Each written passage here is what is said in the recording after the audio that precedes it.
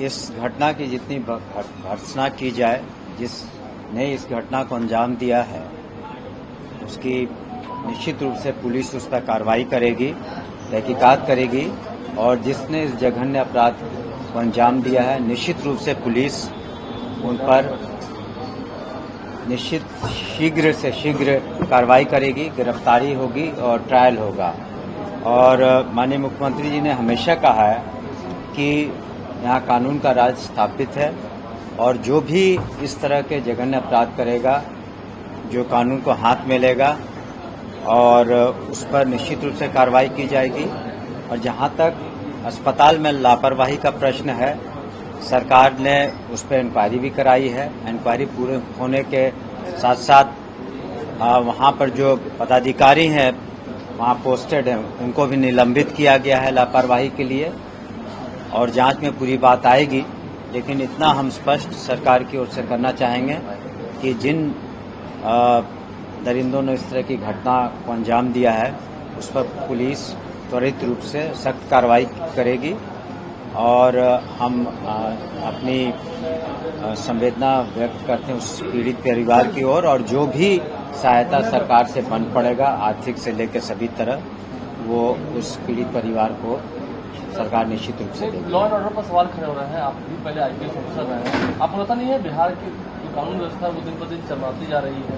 वो कुछ महकमे में वो तो देखिए जो ऑपोजिशन का काम है तो सरकार कुछ भी करेगी, अच्छा काम भी करेगी तो उसके बारे में कभी जिक्र नहीं होगा। कानून व्यवस्था ठीक है और जीरो क्राइम किसी भी सोसाइटी में नहीं होता है, लेकिन हाँ यहाँ क्राइम के प्रति जीरो टॉलरेंस है, भ्रष्टाचार के प्रति जीरो टॉलरेंस है माननीय मुख्यमंत्री जी का, बिहार की एनडीए सरकार का। और जो भी इसके लिए हमने कहा और अन्य अपराधों के लिए जो भी जिम्मेवार है उस पर निश्चित रूप से पुलिस कार्रवाई करती है। पूर्व में भी पुलिस ने कार्रवाई की है और इस केस में भी निश्चित रूप से कार्रवाई करेगी। और ये कहना कि कानून व्यवस्था ठीक नहीं है, ये एक बेबुनियाद इस तरह का आरोप ऑपोजिशन लगाता है, उसका कोई अर्थ नहीं है। आम जनता जानती है और उन्हें पूर्ण विश्वास इस सरकार में माननीय मुख्यमंत्री श्री नीतीश कुमार के नेतृत्व में।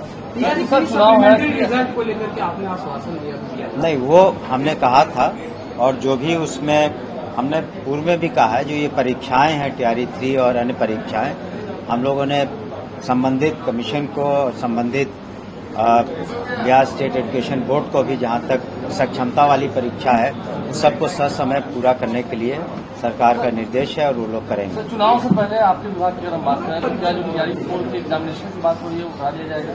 जी, टीआरई 4 का जो एग्जाम नहीं, जो उम्मीद है पूरी हम लोगों ने भी कहा है कमीशन को भी और हमने कहा है सक्षमता वाली जो विशेष परीक्षाएं हैं उसके लिए बिहार स्टेट एजुकेशन बोर्ड को भी हम लोगों ने कहा है, पूरी उम्मीद है कि इस तरह की कार्रवाई पूरी हो जाएगी।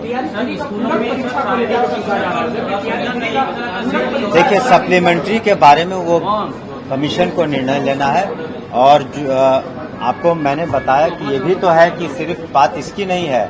हम लोग जो अनुकंपा आधारित नौकरियां हैं, जो लोग गुजर गए शिक्षक शिक्षिका रहते हैं, उनके परिवार के करीब 6,421 सदस्यों को अगले 2 महीने के अंदर हम लोग नौकरी दे देंगे।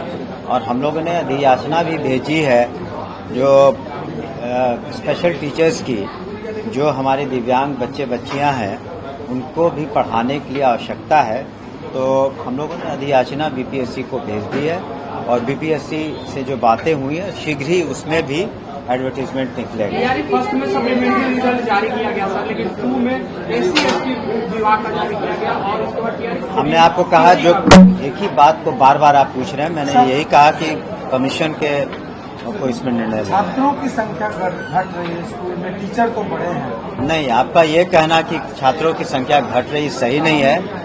इस बार भी जो नामांकन काफी हुए हैं और 1,76,00,000 से भी ज्यादा संख्या में छात्र आए हैं। साल दर साल जो आंकड़े बताते हैं वो बढ़ रहे हैं। बच्चे विद्यालय नहीं पहुंच पा रहे हैं। ये आप ही को पता होगा, तब आखिर 1,76,00,000 से हर साल बढ़ कैसे रहा है? यस, टीचर को पता है, उन्हें लिया था यूनिवर्सिटीज ने, उनको भी पता किन शर्तों पर लिया था और उन्हें ग्रेस मार्क जो देना था कमीशन को वो दे रहे हैं। तो ये कमीशन को इसमें निर्णय लेना है। जो जैसे जैसे हमारे असिस्टेंट प्रोफेसर नियुक्त होते जाएंगे हम लोग की जो भी कमियां हैं यूनिवर्सिटीज में पूरी होती जाएंगी। तो मिसाइल नीति को लेकर कल आंदोलन जो में करेंगे? नहीं, ठीक है, हर को अपनी बातों को रखने का अधिकार है और जो भी बातें हम लोग के संज्ञान में आती हैं उस पर हम लोग गौर करते हैं। धन्यवाद।